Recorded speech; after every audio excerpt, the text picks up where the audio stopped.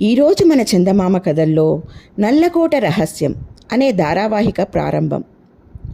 మొదటి భాగం విందాం. కథ వినే ముందు నాదొక చిన్న రిక్వెస్ట్. మీరు గనక మా ఛానల్ని మొదటిసారి చూస్తున్నట్లయితే ప్లీజ్ తప్పకుండా సబ్స్క్రైబ్ చేయండి. ఇక కథలోకి వద్దాం. అలకనందాదేవి పురవీధులు కోలాహలంగా ఉన్నాయి. ఎక్కడ చూసినా తోరణాలు, రంగవల్లులు, ముత్యాల మొగ్గులు. మధ్యలో ఒకటి భుజాన వ్రేలాడేసుకుని గజదొంగ గంగన్న, మురళిని చేతబట్టుకుని గూఢచారి నిషీధుడు వీధుల వెంటపడ్డారు. గతరాత్రే నర్తకి అపురూపతో అలకనందాదేవి రాజధాని నగరానికి చేరుకున్నారు ఆ ఇద్దరు.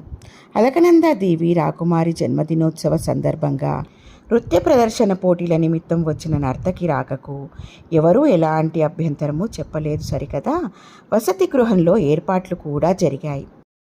తనలో ఏకాంతాన్ని అభిలషించే అపురూపకు దూరంగా ఉండడం మంచిదనుకున్నాడు నిషీధుడు. అందుకనే పురవీధులు చూడాలనే వంకతో గంగన్నను వెంటేసుకుని బయటకి వచ్చాడు. వసతి గృహం దాటకుండానే ఎదురయ్యారు రాజసైనికులు. ఏ మధ్యలోడా, ఎక్కడికి పోతున్నావు? నవ్వుతూ అడిగాడొకడు. గిరుక్కున తిరిగాడు గంగన్న. మధ్యలో వాయించినట్లు ఆ సైనికుడి మొహాన్ని టపటపా వాయించి వేస్తే ఎలా ఉంటుంది అన్న ఆలోచన ప్రవేశించింది అతని అంతరంగంలో. ఆ ఆలోచనను ఆచరణలో పెట్టకముందే నిషీధుడి చెయ్యి అతడి భుజం మీద పడింది. గంగన్న నోరెత్తకముందే ఆ సైనికులకు జవాబు చెప్పాడు నిషీధుడు. అన్నా, మీ రాజధాని నగరం అత్యంత వైభవంగానూ శోభాయమానంగానూ ఉంటుందని విన్నాము. చూసి వద్దామని బయలుదేరాం.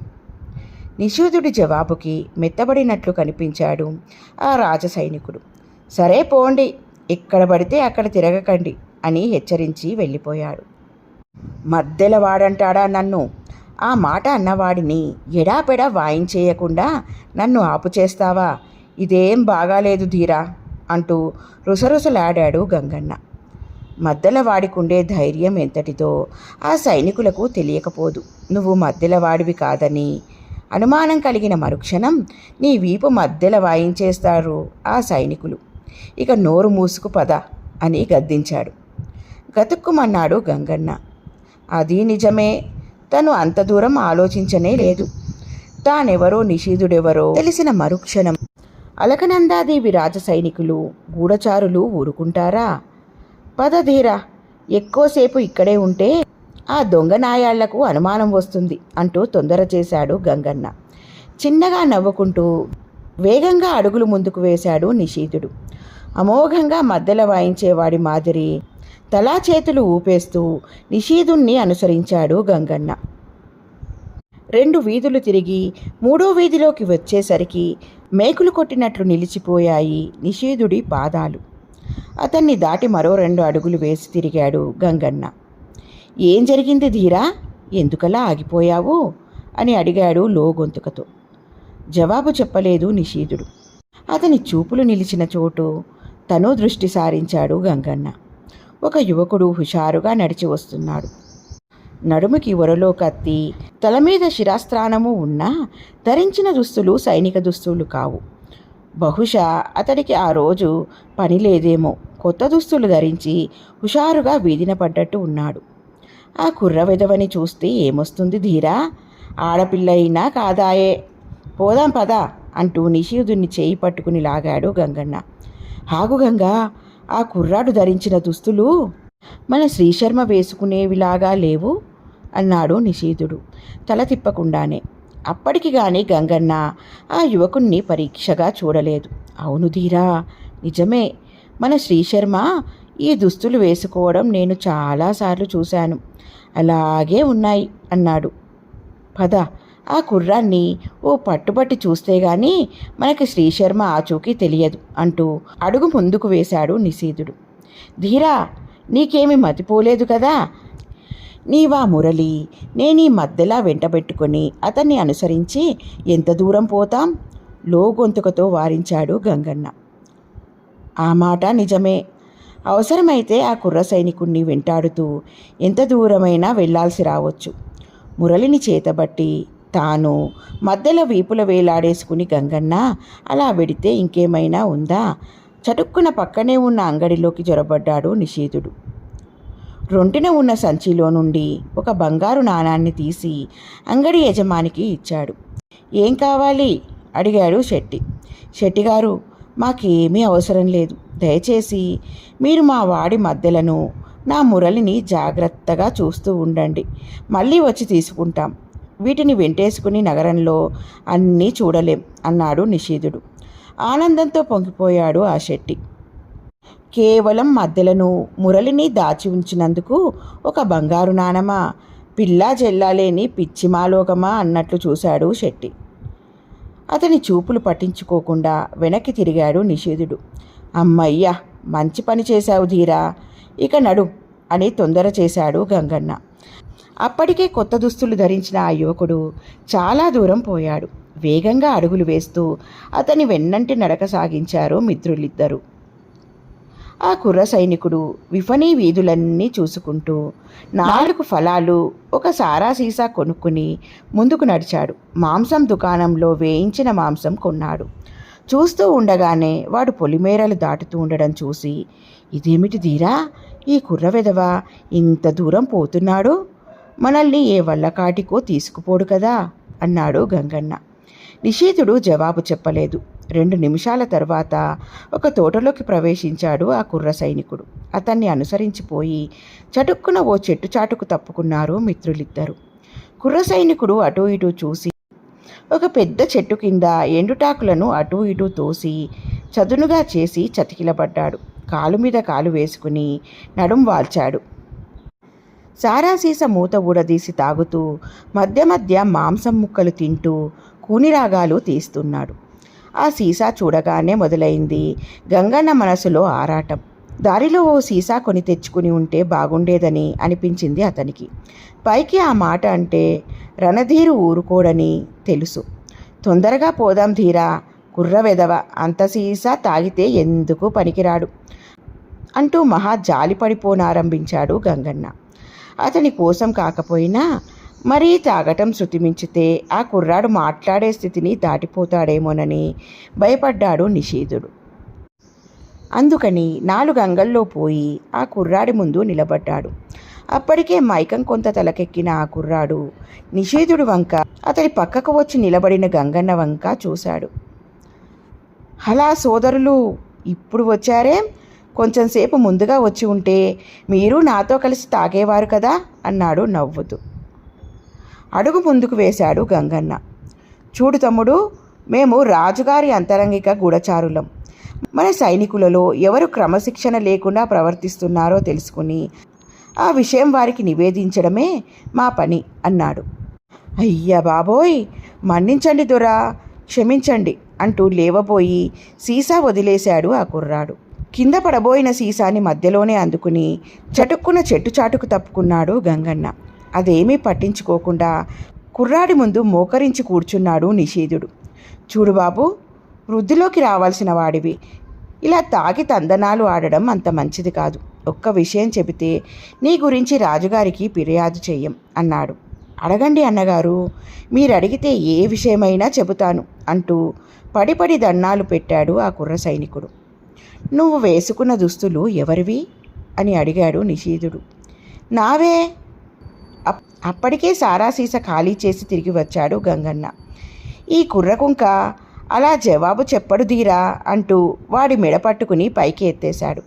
పిల్లి పిల్లలా గిలగిలలాడిపోయాడు ఆ కుర్ర సైనికుడు. ఏరా, చెబుతావా లేక ఇలాగే చెట్టుకు వేలాడదీసి కొట్టమంటావా అడిగాడు క్రోధంగా చూస్తూ. వద్దు వద్దు వద్దు, ఇవి నా బట్టలు కావు. భయంతో గొంతు కీచుగా సమాధానం చెప్పాడు వాడు. మరి ఎవరివి అడిగాడు నిషీధుడు. ఈ మధ్య ఒక పరదేశీ కుర్రాడొకడు మాకు దొరికిపోయాడు. అతడి దుస్తులు ఇవి. ఏమయ్యాడు ఆ కుర్రాడు? గంగన్న అతన్ని కిందకి దించకుండానే అడిగాడు. విప్లవ దళానికి చెందిన కొంతమంది కుర్రాలను కూడా విడిపించుకుని చెరసాల నుండి పారిపోయాడు.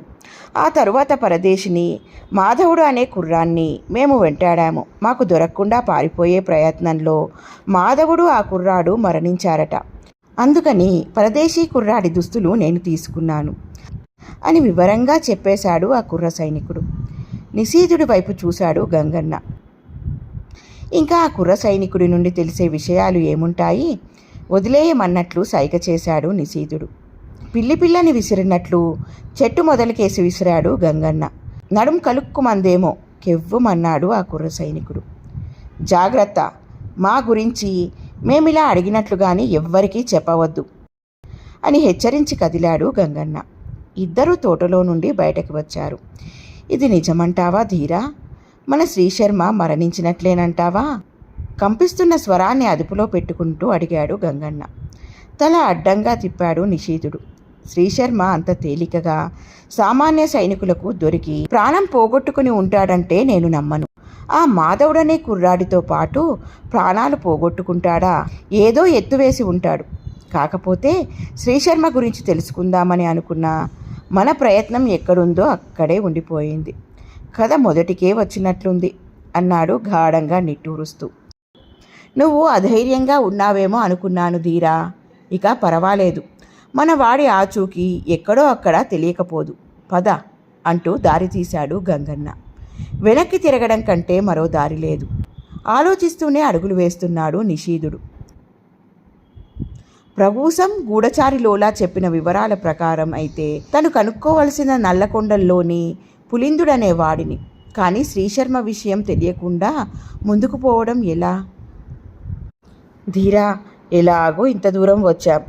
రాత్రికి కదా నృత్య ప్రదర్శన, కాస్త గొంతు తడుపుకుందాం అన్నాడు గంగన్న జంకుతూనే.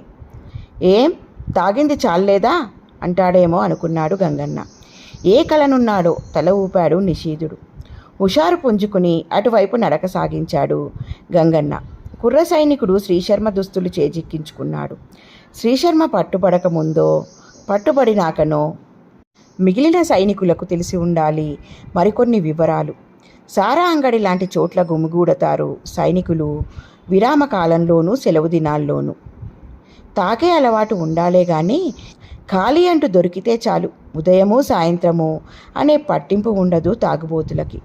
అలాంటి పక్కా తాగుబోతు ఎవరి వల్లనైనా శ్రీశర్మ గురించి వివరాలు తెలియవచ్చునని నిశీధుడి ఆశ. ఆ ఆశతోనే అతడు గంగన్న అడగగానే అంగీకరించాడు. ఇద్దరు ఒక సారా అంగడి దగ్గరికి చేరేసరికి మరో అరగంట పైగా గడిచిపోయింది. అంగడికి చేరగానే 2 సీసాలు కొనేశాడు గంగన్న. ఒకటి నిశీధుడికి అందించబోయాడు. వద్దని అటూ ఇటూ చూశాడు నిశీధుడు. నువ్వు మరీ అర్భకుడివి గురు, దొరికినప్పుడైనా పట్టించకపోతే ఎలా అంటూనే సీసా ఎత్తి ఖాళీ చేయడం ప్రారంభించాడు గంగన్న. అతని గురించి పట్టించుకోకుండా ముందుకు కదిలాడు నిశీధుడు. ఒక స్తంభానికి ఆనుకుని ఖాళీ సీసా ఎత్తి పట్టుకుని బోర్లించి చుట్టూ ఏదో గొనుక్కుంటున్న ఒక వృద్ధుడు అతన్ని ఆకర్షించాడు. అప్పటికి 4 సార్లు సారా అంగడి యజమాని దగ్గరకు పోయి ఇంకో సీసా కోసం బ్రతిమిలాడి భంగపడ్డాడు ఆ వృద్ధుడు. డబ్బు ఇవ్వనిదే సీసా కాదు కదా, ఒక్క చుక్క సారా కూడా ఇవ్వనని నిక్కచ్చిగా చెప్పేశాడు అంగడి యజమాని. అతన్ని తిట్టుకుంటూ తన దురదృష్టాన్ని నిందించుకుంటూ ఖాళీ సీసాలో అట్టడుగున ఒక చుక్క అయినా ఉంటుందేమోనని వెతుకుతున్నాడు ఆ వృద్ధుడు. 2 అడుగులు వేసి అతని పక్కకు పోయి కూర్చున్నాడు నిశీధుడు. ఏం తాత, ఈ వయస్సులో కూడా డబ్బుకు ఇబ్బంది పడుతున్నట్లున్నావే అని అడిగాడు. మూసుకుపోయే కనురెప్పలెత్తి చూశాడు ఆ వృద్ధుడు. ఎవరు బాబు నీవు? వారం క్రితం నీకంటే చిన్నవాడొకడు నాపై జాలిపడి నా కూతురి పెళ్ళికని డబ్బు సహాయం చేశాడు. చూస్తే నీది అతనిది ఒకే దేశం అనిపిస్తోంది అన్నాడు. ఉలికిపాటును అణుచుకున్నాడు నిశీధుడు. ఆ ఉలికిపాటుని ఆతృతను అణుచుకునేందుకు అతడికి నిమిషం పట్టింది. వెతకబోయిన తీగ కాలికి తగులుకోబోతున్నది. ఆ కుర్రాడికి పెళ్ళయిందంటావా? ఎలా ఉంటాడు తాత అని ప్రశ్నించాడు దుస్తుల చాటు నుండి చిన్న సంచి తీస్తుండగానే ఆ సంచి గలగలలాడింది. ఆశగా చూశాడు వృద్ధుడు. కనుచివర్ల నుండి వృద్ధుడి వాలకం గమనిస్తూనే ఉన్నాడు నిశీధుడు. చెప్పు తాత, ఆ కుర్రాడు ఏమని అడిగాడు? నీకు అతడికి ఎలా పరిచయం అయ్యింది? అంగడి యజమానిని ఒక సీసా తీసుకురమ్మని సైగ చేస్తూ అడిగాడతను. వృద్ధుడు అది గమనించాడు. మొహమంతా నవ్వులమయం చేసుకుంటూ తనకు శ్రీశర్మ ఎలా పరిచయం అయ్యింది వివరించాడు. తన ముసలి గుర్రాన్ని ఇచ్చిన సంగతి కూడా వివరించాడు. తల ఊపాడు నిశీధుడు. అంగడి యజమాని ఇచ్చిన సీసా వృద్ధుడికి ఇచ్చి ఆలోచనలో మునిగాడు. శ్రీశర్మ నల్లగొండల గురించి వివరాలు అడిగాడు అంటే అటువైపే వెళ్ళి ఉండాలి. వృద్ధుడు తన ముసలి గుర్రాన్ని కూడా ఇచ్చినట్టు చెబుతున్నాడు. నల్లగొండ వైపు వెళ్ళాలనే ఆలోచన శ్రీశర్మకు ఎందుకు కలిగింది? దానికి కారణం ఏమిటి? సీసా ఖాళీ చేసిన వృద్ధుడి మైకం మరో మెట్టు పెరిగిపోయింది. ఆ మైకంలోనే ఇంకో నిజాన్ని బయటపెట్టాడు. ఇదిగో అల్లుడు, ఆ కుర్రాడికి నా గుర్రాన్ని ఇచ్చానా? ఆ వెంటనే వచ్చేసిందది. దానికి నాతో పాటు రాత్రివేళ ఇక్కడికి రావడం అలవాటు. 2 సీసాలు తాగనిదే కదలదు నా గుర్రం. తాగే అలవాటుతో ఆ కుర్రాన్ని కింద పడేసి తిరిగి నా దగ్గరకు వచ్చేసింది పిచ్చి గుర్రం. పాపం ఆ కుర్రాడు ఎలా వెళ్ళాడో. తిరిగి వస్తే నా కూతుర్నిచ్చి పెళ్లి చేయాలి. ఒళ్ళు మండిపోయింది నిషిధుడికి. లాగిపెట్టి ముసలాడి మొహం మీద గుద్ది బుద్ధి చెబుదామా అనుకున్నాడు. అల్లుడు, ఇంకో సీసా తెప్పించు. నా చిన్న కూతురు చక్కని చుక్క. అన్నట్లు నీకు పెళ్ళయిందా? తడబడుతున్న స్వరాన్ని అదుపులో పెట్టుకుంటూ అడిగాడు వృద్ధుడు. అయ్యింది తాత. నీ కూతుర్ని చేసుకుంటే 21వ భార్య అవుతుంది అని చెప్పి లేచి వచ్చాడు నిషేధుడు. అప్పటికి 2 సీసాలు ఖాళీ చేసి 3వది కొందామా వద్దా అని ఆలోచిస్తూ దుస్తుల చాటున వెతుకులాట ప్రారంభించాడు గంగన్న. ఎక్కడా చిల్లి గవ్వ కూడా దొరికినట్లు లేదు. తెల్లమొహం వేసి అటూ ఇటూ చూస్తున్నాడు. నవ్వుతూ అతన్ని సమీపించాడు నిషేధుడు. పదగంగా, తాగింది చాలు. రాత్రికి నృత్య ప్రదర్శనలో మద్దెల వాయింపులో శృతి తప్పితే నీకు శృతి లేకుండా చేసేస్తారు, జాగ్రత్త అని హెచ్చరించాడు నిషేధుడు. అతన్ని అనుసరించి పరుగున వచ్చాడు గంగన్న.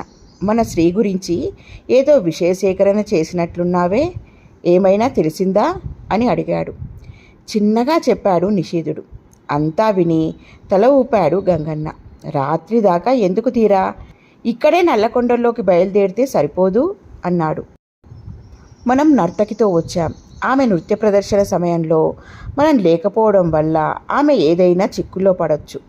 నృత్య ప్రదర్శన పూర్తి కాగానే మనం ఆమె తిరుగు ప్రయాణంలో బయటపడి తిన్నగా నల్లగొండ వైపు దారి తీద్దాం. అదీగాక కోటలోని పరిస్థితులు ఏమిటో తెలియాలి అంటే మనం నర్తకితో అంతఃపురం ప్రవేశించాలి అని వివరించాడు నిషీధుడు. సరే, అలాగే చేద్దాం అన్నాడు గంగన్న. నడుస్తూనే ఒకచోట చటుక్కున ఆగిపోయాడు. అప్పటికీ సారా అంగడి దాటి ఎక్కువ దూరం రాలేదు కూడా. అంగడి ఉన్న ప్రాంతం కూడా దాదాపు నగరం చివర ఉన్నట్లే. అంగడి దాటి నగరంలోకి ప్రవేశించే ముందు ఎదురవుతున్నదో తోట. ఆ తోటలోకి మళ్ళాయి గంగన్న చూపులు. ఏమిటి గంగా, మళ్ళీ సారా సీసా ఏదైనా కనిపించిందా ఏం అంటూ తల తిప్పి తను అటు చూశాడు నిషేధుడు. మరుక్షణం వింటి నుండి వెలువడిన బాణంలా అటు పరుగు తీశాడు. తేరుకున్న గంగన్న కూడా అతన్ని అనుసరించాడు. తోటలో ఉన్న ఒక చెట్టుకి ఉరితాడు బిగించి ఆ ఉచ్చు మెడకు తగిలించుకుని ఉరివేసుకునే ప్రయత్నం చేయబోతున్నది ఓ పడుచు. ఒక అంగలో పోయి ఆ యువతిని పట్టుకున్నాడు నిషేధుడు. దుస్తుల చాటున దాచిన చురకత్తి తీసి ఉచ్చుతాడు తీసి పరపరా కోసేశాడు గంగన్న. ఏం పనమ్మాయి ఇది? పట్టుమని 16 ఏళ్ళు కూడా లేవు. 100 ఏళ్ల జీవితాన్ని అంతం చేసుకుంటావా? అంత కష్టం ఏమొచ్చింది నీకు? పెద్దరికం తెచ్చిపెట్టుకున్న కంఠంతో అడిగాడు గంగన్న. జవాబు చెప్పలేదు ఆ యువతి. వెక్కి వెక్కి ఏడుస్తూ ఉండిపోయింది. ఆమె దుఃఖావేశం తీరేంత వరకు మౌనంగా ఉండిపోయారు మిత్రులిద్దరూ. 2 నిమిషాల తరువాత కనులు తుడుచుకుంది ఆ యువతి. అడగకుండానే తన కథ అంతా వివరించడం మొదలుపెట్టింది. నా పేరు సౌందర్య. నా తండ్రి శ్రీరాములు ఒక సామాన్య సైనికుడు. తాగుబోతు. జీతం చాలక అప్పులు చేసి ఒక వడ్డీ వ్యాపారికి బాకీ పడ్డాడు. ఆ బాకీ తీర్చలేక వృద్ధుడైన ఆ వడ్డీ వ్యాపారికి నన్నిచ్చి వివాహం చేయాలని అనుకుంటున్నాడు. నా తల్లి బ్రతికి ఉన్నంతకాలం ఆమె ఈ వివాహం జరగకుండా అడ్డుపడింది. వారం రోజుల క్రితం ఆమె జబ్బు తీవ్రమై మరణించింది. ఆ రోజే ఒక యువకుడు మా నాన్నకి ఎలా పరిచయం అయినాడో గాని ఆయనతో మా ఇంటికి వచ్చాడు. తల్లి కూడా లేకపోయాక నా తండ్రికి అడ్డు చెప్పేదెవరు? ఆటంకపరిచేదెవరు? నేను బ్రతికి ప్రయోజనం ఏముంది? ఆ రాత్రి ఆత్మహత్య చేసుకోబోతుండగా ఆ యువకుడు మీలాగే నన్ను వారించాడు. ఎలా సంపాదించుకువచ్చాడో తెల్లవారేలోగా 2000 వరహాలు తీసుకుని వచ్చి నా తండ్రికి ఇచ్చి నా పెళ్లికి ఉపయోగించుకోమని చెప్పి వెళ్ళిపోయాడు. ఆ డబ్బుతో నా వివాహం చేయాల్సింది పోయి మా నాన్న ఆ ధనం తీసుకుపోయి వడ్డీ వ్యాపారికి ఇచ్చేసి బాకీ జమ వేశాడు. తనకి డబ్బు వద్దని నన్ను ఇచ్చి పెళ్లి చేయమని వడ్డీ వ్యాపారి అల్లరి చేస్తున్నాడట. పెళ్లి చేయకపోతే బాకీ చెల్లు వేయలేదని న్యాయస్థానంలో ఫిర్యాదు చేస్తాడట. ఇచ్చిన డబ్బుకి సాక్ష్యం ఏమిటని అడుగుతున్నాడు. నా తండ్రి ఇప్పుడు పశ్చాత్తాపం చెందుతున్నాడు. కానీ ప్రయోజనం ఏముంది? నాకు చావు తప్ప వేరే మార్గం కనిపించడం లేదు. బుగ్గ మీదకు జారిన కన్నీరు తుడుచుకుంటూ అంది ఆమె. నీకు డబ్బు ఇచ్చిన ఆ యువకుడు ఎవరు? ఎలా ఉంటాడు? పేరు చెప్పగలవా? అడిగాడు గంగన్న ఆతృతగా. నాకు అంత సహాయం చేసిన ఆ మనిషి పేరైనా తెలుసుకోకుండా ఎలా ఉంటాను? అతని పేరు శ్రీశర్మ, చెప్పింది సౌందర్య. ఎక్కడికి వెడుతున్నాడో చెప్పాడా? సాలోచనగా అడిగాడు నిషీధుడు. తల వంచుకుని జవాబు చెప్పింది సౌందర్య. ఎక్కడికి వెళ్ళేది చెప్పమని, తిరుగు ప్రయాణంలో రమ్మని బ్రతిమిలాడాను. నల్లగొండలలోకి పోతున్నానని మాత్రం చెప్పాడు. చిన్నగా నవ్వి నిషీధుడి వైపు చూశాడు గంగన్న. తల పంకించాడు నిషీధుడు. సరేనమ్మా, మిమ్మల్ని బెదిరించి బాధిస్తున్నా ఆ వడ్డీ వ్యాపారి ఎవరో, ఎక్కడుంటాడో చెప్పు. నీ వ్యవహారం మేము చక్కజేస్తాం. ఎప్పుడూ ఇలాంటి పొరపాటు చేయకు అన్నాడు గంగన్న. ఏదో అడగాలనుకుంది సౌందర్య. అడగలేక తల ఊపి గంగన్న అడిగిన వివరాలు చెప్పి తోటలో నుండి వెళ్ళిపోయింది. ఆమె వెళ్ళిన వైపే చూస్తూ అన్నాడు గంగన్న. ఏమో అనుకున్నాను ధీరా, మనవాడు ఈ చిన్నదాని మనసులో చోటు చేసుకున్నాడు. కానీ తన గురించి పెద్దగా వివరాలు బయటపెట్టలేదు. పర్వాలేదు, జాగ్రత్త పడ్డాడు అన్నాడు గంగన్న తల ఊపుతూ. నిషీధుడు మాట్లాడలేదు. అతని మనస్సుని రకరకాల ఆలోచనలు ఆక్రమించుకుని ఉన్నాయని గ్రహించాడు గంగన్న. మౌనంగా ముందుకు నడిచాడు. ఎలా ఉంది ఫ్రెండ్స్ ఈ కథ? బాగుంది కదూ? నచ్చిందా? అయితే లైక్ చేయండి. మీ బంధువులకు, స్నేహితులకు ఈ కథలను షేర్ చేయండి. మరిన్ని మంచి మంచి కథల కోసం మా ఛానల్ను తప్పకుండా సబ్స్క్రైబ్ చేయండి. మరొక మంచి కథతో మళ్ళీ కలుద్దాం. ఉంటాను మరి.